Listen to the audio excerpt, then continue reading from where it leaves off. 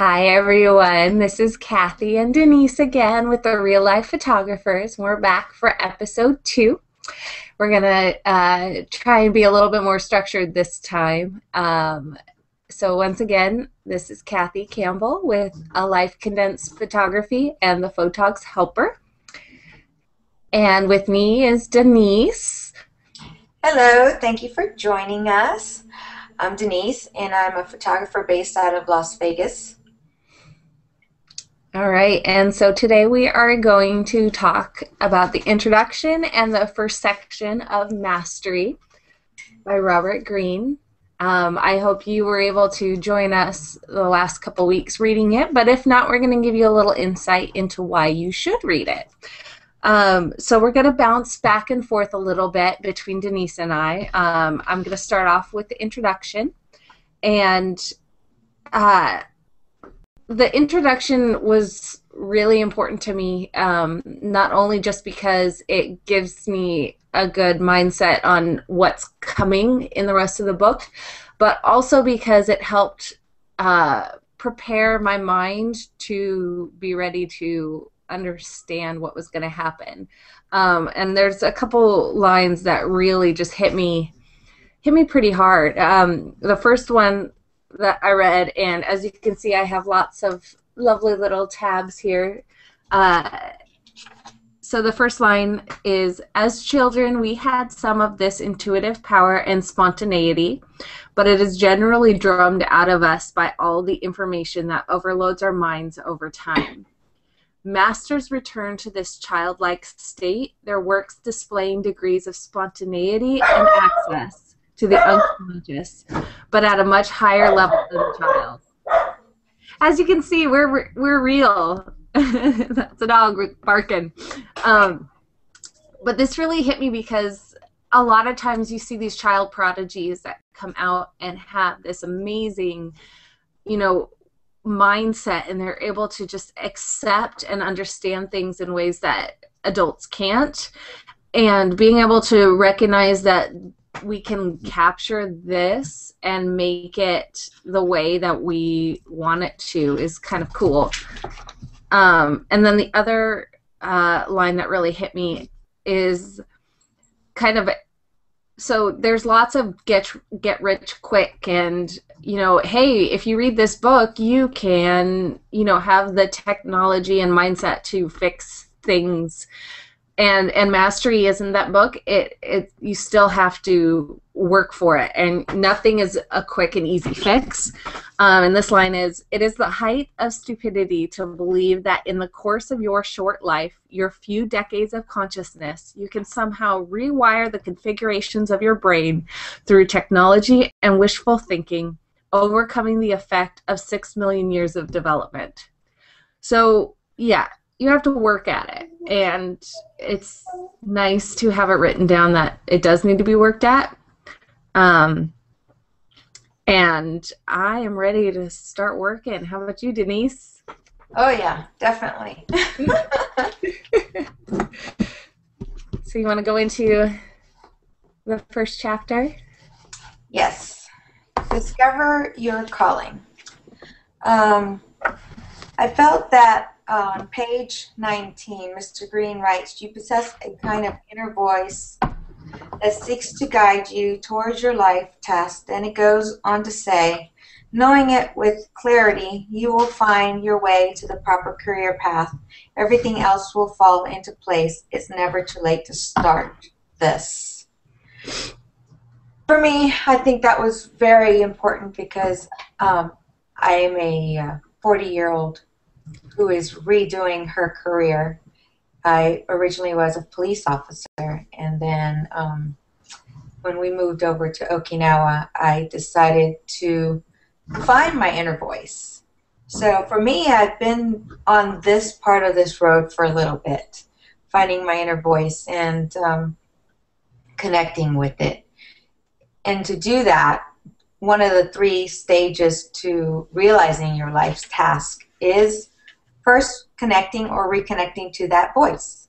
And for me, I felt that when I was a child, I drew a lot. I was attracted to art. I remember the first time seeing a Georgia O'Keeffe painting and thinking to myself, one day I will do that. I will do my work like her.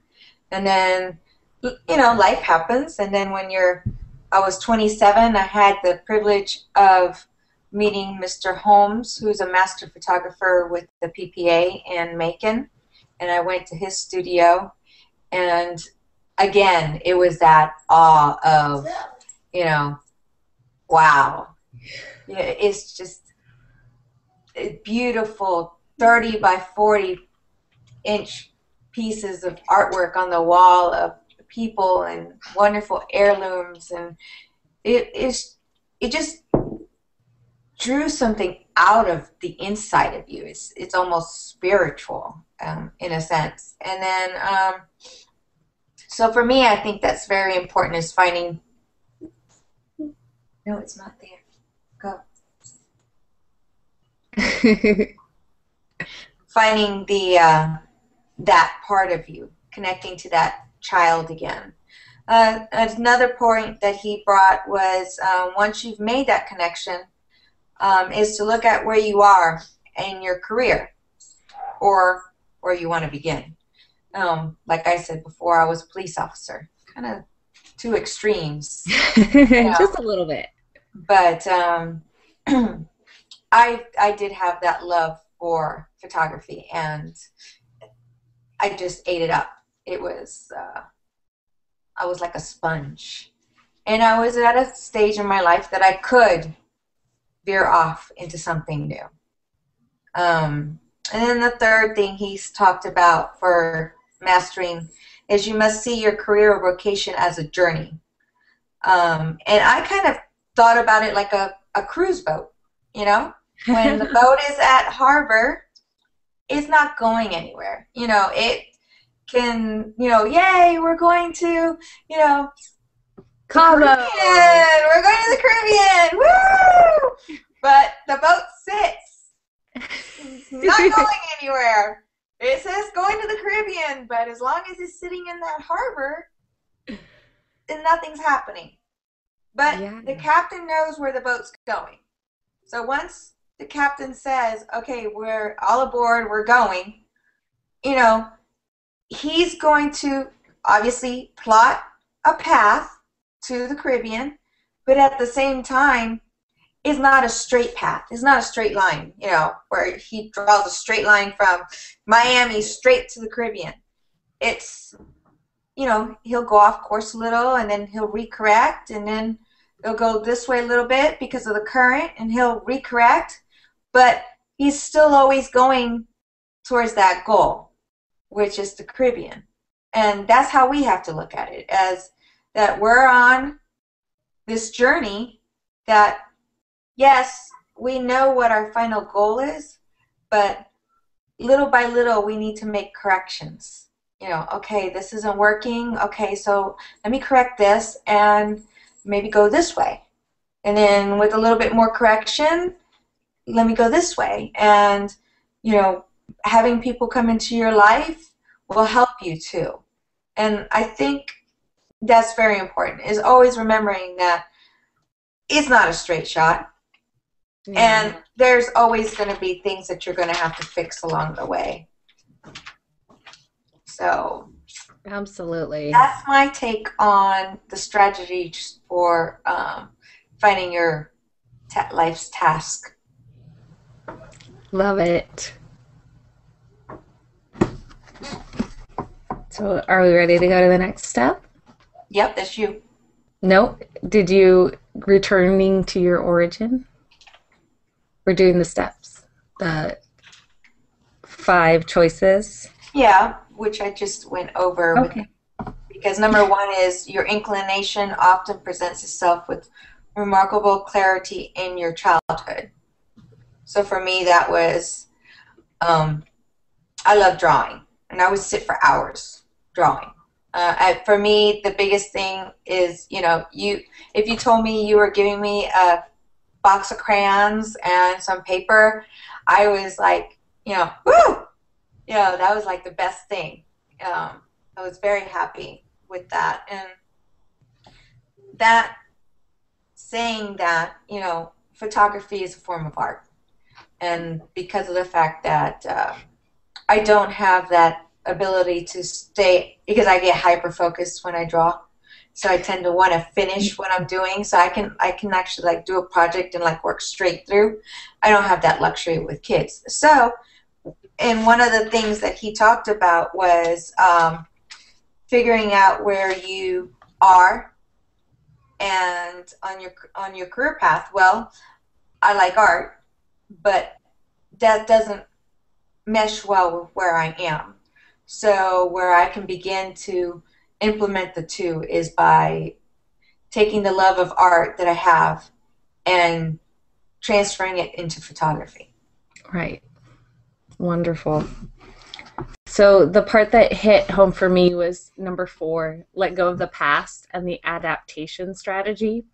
It goes, one of the best things about this book is that it has a bunch of historical references for each section.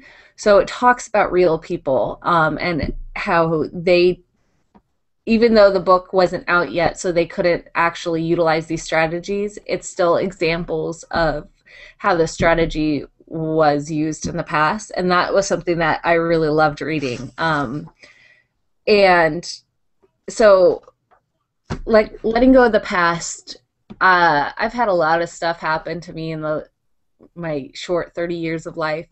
And being able to recognize that and let go of it, and being able to use that to help strengthen my decision making, but also to help guide me without letting it eat my life, has just been something that has really made me happy. And being able to recognize that I still have a long journey, but that I can let go of the past and let go of everything that's happened, and I can be successful in spite of what's going on in life.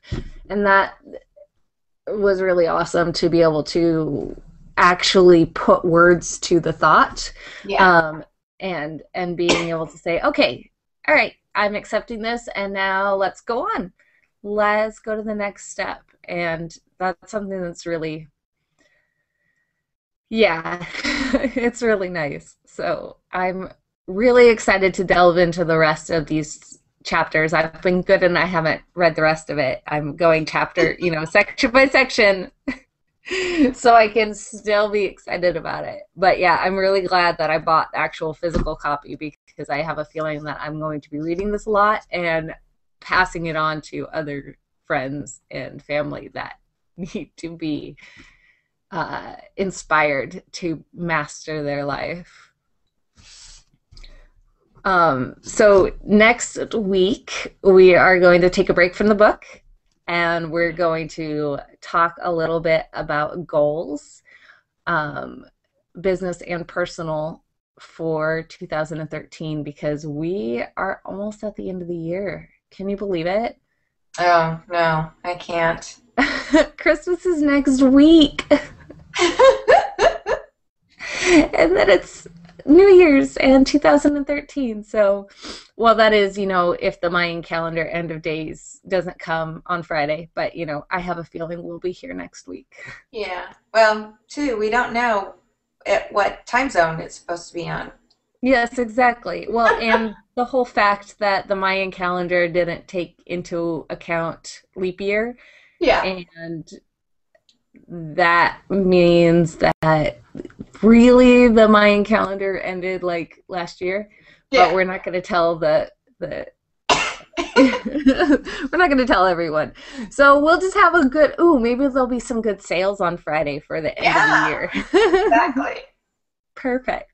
So join us next week where we talk about goals, and feel free to leave comments on the posts and the video with the parts of the first section that you really enjoyed if you've read it.